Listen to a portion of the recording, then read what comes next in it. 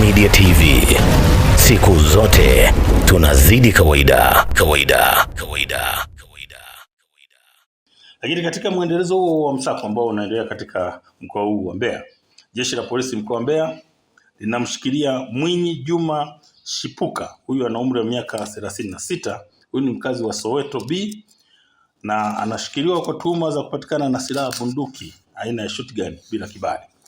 Mtuhumiwa alikamatwa Machi 5 mwaka 2026 majira ya saa 8:30 za usiku katika kitongoji cha Soweto, kata ya Kasanga, tarafa ya Kiwanja, wilayani Chunya.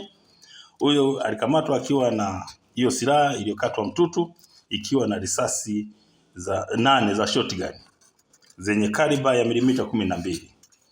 Lakini pia katika upekuzi uliofanywa nyumbani kwa mtuhumiwa huyu wakiwa na kikosi maalum cha kuzuia matukio kama haya ya upatikanaji wa silaha, huyu alikutwa akiwa na panga moja, kisu kimoja pamoja na tochi, vifaa ambavyo vinaashiria kwamba na kumuonyesha kwamba mtuhumiwa huyu ni mwindaji haramu. Kwa hiyo ufuatiliaji zaidi unaendelea ili kupata mnyororo mzima wa watu wanaohusika na matukio kama haya. Wakati huo Jeshi la Polisi mkoa wa Mbeya linawashikilia watuhumiwa wawili. Kwanza ni Baraka George Daniel mwenye umri wa miaka 24 na Musa Israeli Mwakembe mwenye umri wa miaka 27. Wote hawa ni mafundi umeme na ni wakazi wa Buriaga wilayani Rungwe. Hawa wanashikiliwa kwa tuhuma za kuingilia miundombinu ya shirika la umeme nchini, yani TANESCO. Watuhumiwa walikamatwa Machi 7 mwaka 2026 huko katika kijiji cha Isebe, kata ya Itagata, tarafa ya Pakati, wilayani Rungwe, wakiwa wanafungua nyaya za umeme aina ya kopa kwenye nguzo za umeme za shirika hilo zilizopo katika barabara ya Katumba kuelekea Mwakaleli, eneo la Itagata, bila kibali cha shirika hilo. Nyaya hizo ni zile ambazo zinatajwa kwamba zinazuia radi ili kuathiri mfumo mzima wa umeme. Kwa hiyo upelelezi unaendelea ili kubaini mtandao wa watuhumiwa wote wanaojihusisha na swala hili la kuhujumu miundombinu iliyokwisha tengenezwa kwa gharama kubwa katika maeneo yetu. Na wale wote ambao watahusika au watabainika wataweza kukamatwa. Kwa hiyo upelelezi wa kina unaendelea dhidi ya hao ambao wanahujumu miundombinu ya serikali. Kwa hiyo sambamba na hayo, katika misako ambayo imeendelea kufanyika katika mkoa wetu wa Mbeya, yupo mtuhumiwa mmoja amekamatwa akiwa na pombe haramu ya moshi kiasi cha lita 24.5. Lakini wapo watuhumiwa wawili walikamatwa wakiwa na dawa za kulevya aina ya bangi kilo 25, na watuhumiwa watatu wa matukio tofauti ya mauaji waliweza kukamatwa katika msako na doria zinazoendelea katika mkoa huu wa Mbeya. Lakini vile vile watuhumiwa watatu wa matukio ya wizi wa simu wanaopora simu za watu walikamatwa, na watuhumiwa 16 wa matukio ya uporaji, uvunjaji na wizi katika nyumba mbalimbali waliweza kukamatwa kwenye maeneo mbalimbali katika mkoa huu wa Mbeya.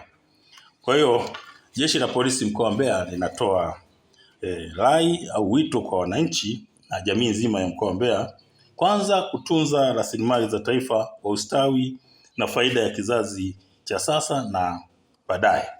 Lakini pia kwa baadhi ya wananchi wenye tabia ya uhalifu kuacha mara moja, kwani uhalifu haulipi na hauna nafasi katika jamii ya wanambeya. Jeshi la Polisi mkoa wa Mbeya linaendelea kuimarisha ulinzi na usalama wa raia na mali zao kwa kuhakikisha linabaini, linazuia na kutanzua uhalifu kwa kushirikiana na vyombo vingine vya ulinzi, lakini pamoja na wananchi kwa ujumla. Kwa hiyo kwa kipindi cha kuanzia Machi 1 hadi tarehe 8 Machi mwaka huu 2026, Jeshi la Polisi mkoa wa Mbeya limepata mafanikio makubwa kupitia operesheni mbalimbali pamoja na misako na doria zilizofanyika katika maeneo mbalimbali katika mkoa huu wa Mbeya, ambapo jumla ya watuhumiwa 329 waliweza kukamatwa, hawa wakiwa wanatuhumiwa kwa makosa mbalimbali ikiwemo mauaji, kupatikana na silaha bila kibali, kupatikana na nyara za serikali, meno ya tembo, kupatikana na pombe haramu ya moshi na kupatikana na madawa ya kulevya. Kwa Jeshi la Polisi mkoa wa Mbeya linawashikilia watu wawili. Austin Angolile Mwangulukuru, huyu ana umri wa miaka 40, ni mkazi wa Ndwaga na mwenzake Frenki Adamson Mwakiluma, huyu ana umri wa miaka 46, ni mkazi wa Ngonga. Hawa wote wawili wanashikiliwa kwa tuhuma za kupatikana na nyara za serikali, vipande 9 vya meno ya tembo.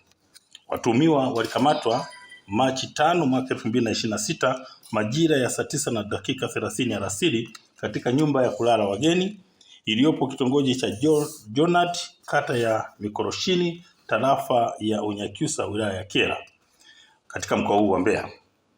Hawa walikamatwa wakiwa na vipande hivyo 9 vya meno ya tembo walivyokuwa wamevihifadhi kwenye mfuko wa sandarusi wakiwa wanatafuta wateja. Na hivi vipande baada ya kufanyia uchunguzi vilionekana vilikuwa na kilogramu 30 vyote kwa pamoja. Kwa hiyo uchunguzi wa awali umebaini kwanza kwamba ni chanzo ni tamaa ya kujipatia fedha kwa njia isiyo halali.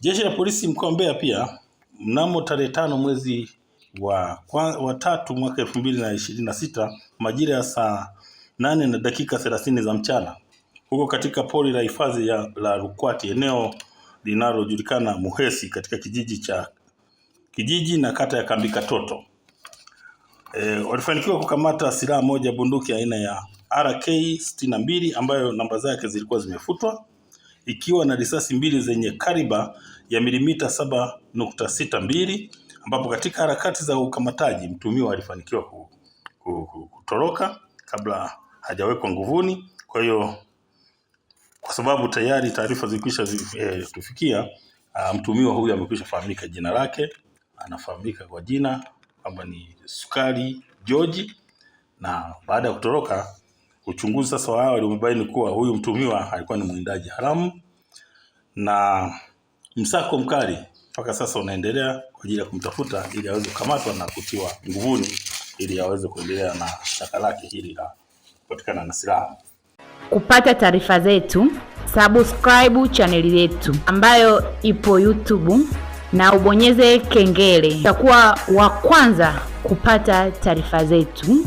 Nenda YouTube sasa hivi, andika Jongo Media TV au nenda Instagram yetu. Kwenye bio kuna linki ambayo itakupeleka moja kwa moja YouTube. Asante kwa kutazama Jongo Media TV. Jongo Media TV, siku zote tunazidi kawaida.